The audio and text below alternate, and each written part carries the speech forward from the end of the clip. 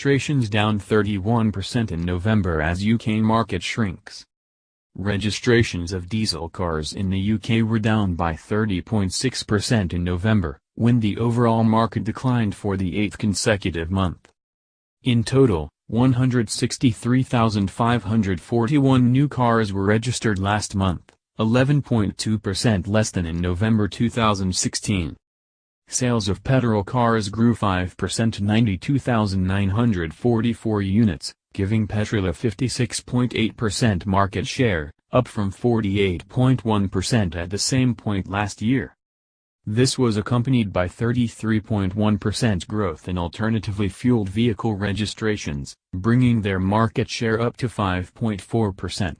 However, these could not counter the 27,163 unit drop in diesels, resulting in a decline in the overall market.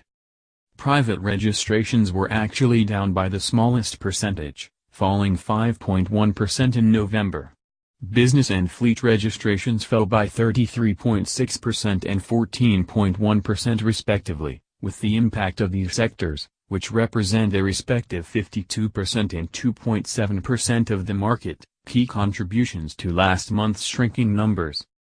So far in 2017, 2,388,144 new cars have been registered for Britain's roads, a 5% drop, or 126,620 cars, on the same period last year.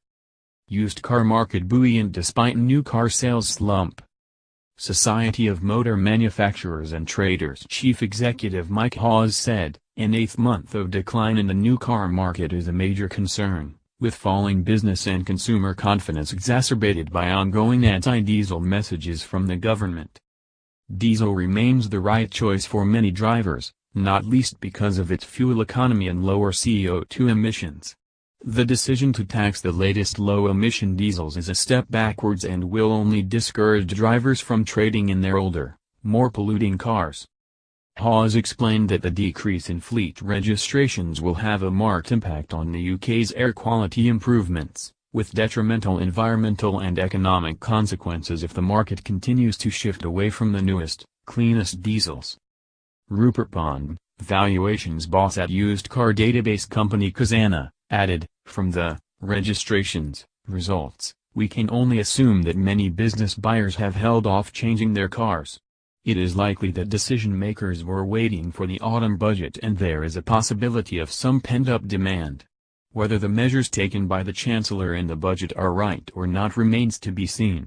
However, at least the industry can be clear on the immediate taxation rules." Last month, the government introduced diesel tax hikes that affected both private and fleet buyers. With new legislation announced in the autumn budget, all new diesel vehicles that do not conform to real driving emissions Step 2 test standards are subject to an increase in tax. The Step 2 standard doesn't come into force until 2020, meaning no new models can be graded at that level. The industry has therefore hit back, claiming that the new standards demonize the latest, cleanest diesels, even though some tests, including AutoCarZone, show that they can be cleaner than the equivalent petrol models. More content. The government is wrong to penalize diesel drivers. Diesel is dying, get over it. Top 10 best-selling cars in Britain. It would be interesting to know if the reduction in diesel sales is due to weakening demand, or reduced supply as a result of manufacturers dropping oil burners. It would be interesting to know if the reduction in diesel sales is due to weakening demand, or reduced supply as a result of manufacturers dropping oil burners. The reality is that manufacturers have a glut of diesel cars. Just look at all the deals you can get right now, dealers are desperate to shift them. Trouble is, consumers are wise to it and are turning away from diesels in increasing numbers. And manufacturers don't have answers up their sleeves. Diesel fall of 30.6% versus 2016 is the sharpest decline seen so far this year. A clear sign that consumer confidence in diesel has not yet hit the bottom and there is more bad news for oil burners to come. At last, the mechanically ill-informed now have a reason, saving their children from respiratory diseases, perhaps?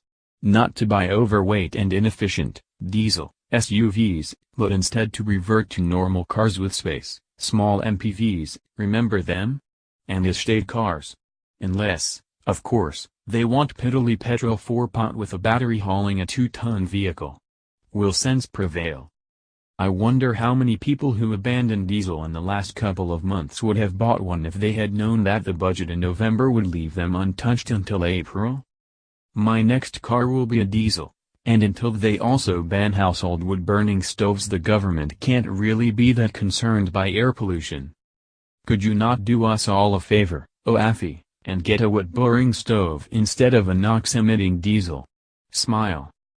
Business and fleet registrations fell by 33.6% and 14.1% respectively.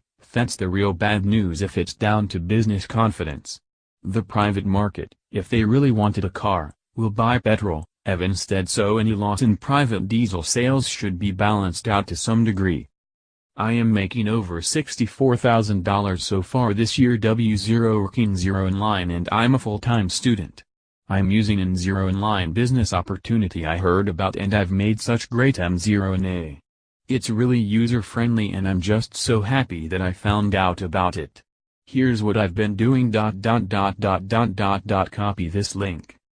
Here www.jobstoday60.com. Could do their members a favor and pursue VW for compensation from bad press and lost diesel sales. Who said conflict of interests? Broadly speaking, the general public tends to believe and act on what they read, whether it be factually correct or incorrect. They read and hear statements from the government and move away from diesels, and many don't bother to look into the true comparisons of the most modern diesels versus petrols, as Autocar alluded to at the end of this article. A case in point, a relative keeps saying to me, "Oh, don't buy a diesel as the government are banning them." Right. So a proposal in over 20 years' time which has been all over the media means I should can my diesel right this second? That's the sort of ignorance going around. It's as clear as day it's all about being able to tax us accordingly. Take a look at the things we have no control but want on a regular basis: fuel, alcohol, cigarettes, other taxes we have to pay in general. There's nothing we can do about it and they know it.